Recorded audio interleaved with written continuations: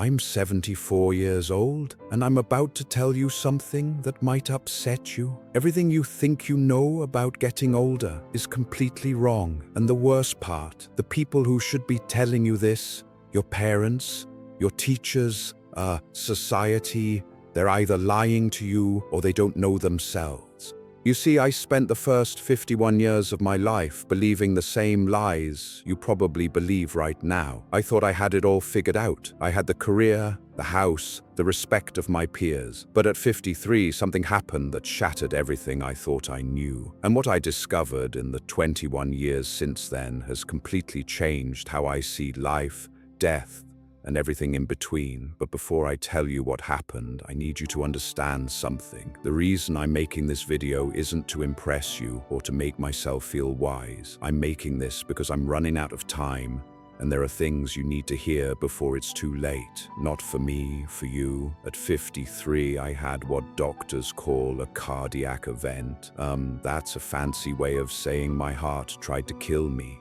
I was in a meeting discussing quarterly projections when suddenly the room started spinning. The next thing I remember is waking up in a hospital bed with tubes coming out of my arms, and my wife crying in the corner. The doctor said I was lucky.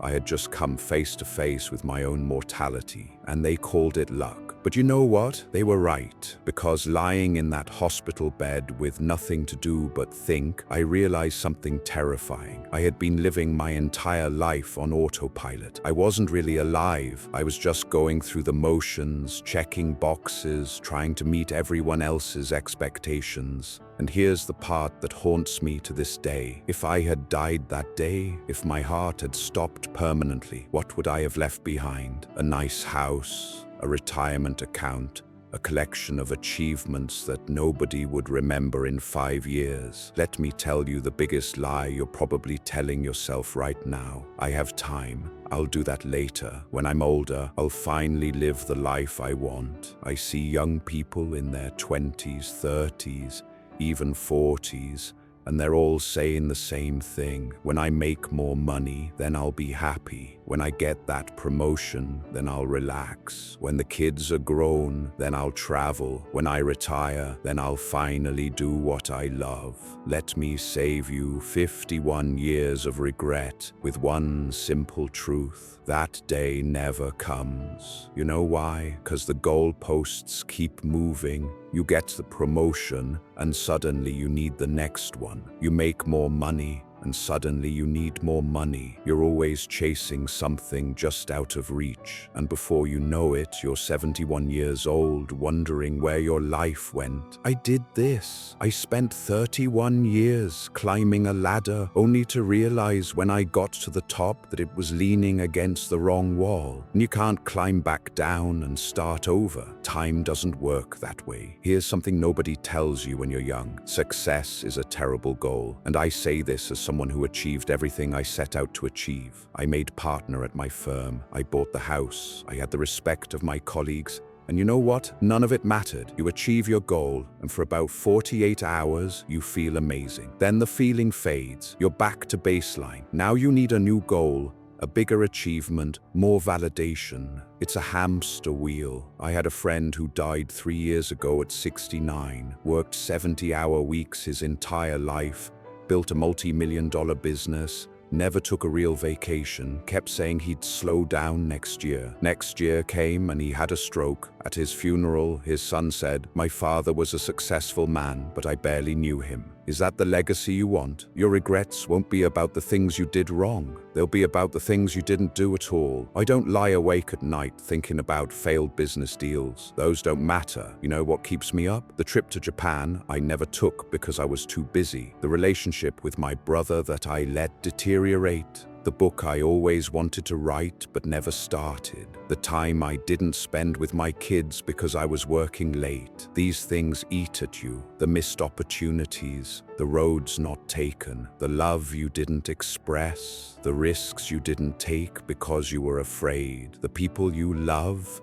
your parents, your siblings, your close friends.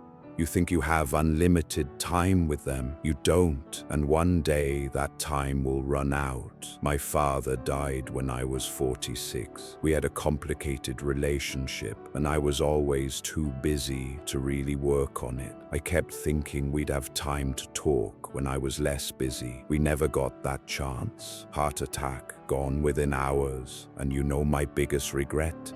All the Sundays I didn't call him, all the times I was too tired to drive over for dinner, all the little moments I let slip away. There won't always be more. After my heart attack, I made big changes, stepped back from work, started saying no to things that didn't matter, started saying yes to things I had put off for decades. In these last 21 years, I've learned more about life than I did in the previous 53. What matters is embarrassingly simple. Time with people you love, work that feels meaningful to you, experiencing things, not owning things, creating memories, being present. I know it sounds simple. When I was your age, I would have rolled my eyes. Sure, but I have bills to pay. And yes, you do. I'm not saying quit your job. I'm saying don't sacrifice what matters for what doesn't. Here's a question I want you to ask yourself, and I want you to answer it honestly. If you died tomorrow, would you be satisfied with the life you've lived so far? Not, would people be impressed by your eulogy? Not, did you achieve enough? Just, would you be satisfied? If the answer is no, then what are you waiting for? What are you doing with your time that's so important that you're willing to gamble your one precious life on it? I'm 74 years old. I've been lucky enough to have good health since that heart attack. But every morning when I wake up, I'm aware that I'm on borrowed time. We all are, really. But most young people don't realize this. They think they're invincible. They think they have forever. You don't. I have grandchildren, 3 of them, and when I look at them, I see the same patterns I see in most young people today. They're stressed, they're anxious, they're chasing things that won't make them happy. They're making the same mistakes I made. And I try to tell them, I try to share what I've learned, but you know what? They don't really listen. Not because they're bad kids, but because they can't. They're living in a storm right now. They can't see the patterns yet. They think their situation is unique, that the old rules don't apply to them. That's why I'm making this video. Because maybe, just maybe, if enough people hear this message, someone will actually listen. Someone will make different choices. Someone will avoid the regrets that haunt people like me. Every single day, you're getting closer to death. Nobody likes to think about this. But you don't have unlimited time. Neither do the people you love. Your parents, if they're still alive, they're getting older every day. One day, probably sooner than you think, they won't be here. Your friends, your spouse, your children, none of these relationships last forever. So, what are you going to do?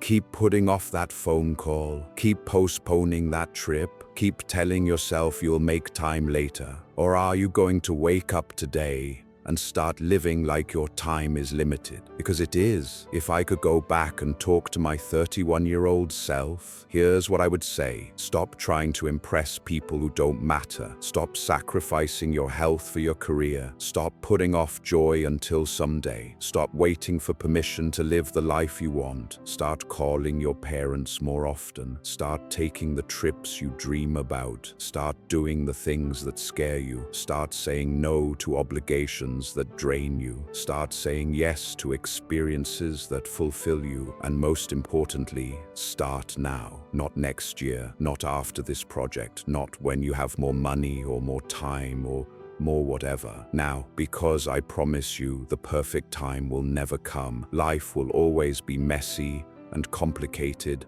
and full of reasons to wait. But if you wait, you'll wake up one day and realize you waited your entire life away. I'm 74. If I'm lucky, maybe 10 or 15 more years, maybe 20 if blessed, probably less. And I'm okay with that because these last 21 years have been the richest of my life. Not because I've made more money, because I've finally started living intentionally, appreciating every day, prioritizing what matters. I've traveled to places I always wanted to see, deepened relationships with my children and grandchildren, pursued hobbies I put off, forgiven people I held grudges against, said I love you countless times. I'm happier now at 74, with less time ahead than I was at 31 when I thought I had all the time in the world. That's the irony. When you understand time is limited, you start to actually live. You stop wasting it. You stop postponing joy. You start creating the right time. You have a choice right now, today. Keep living the way you're living, chasing success, putting off happiness,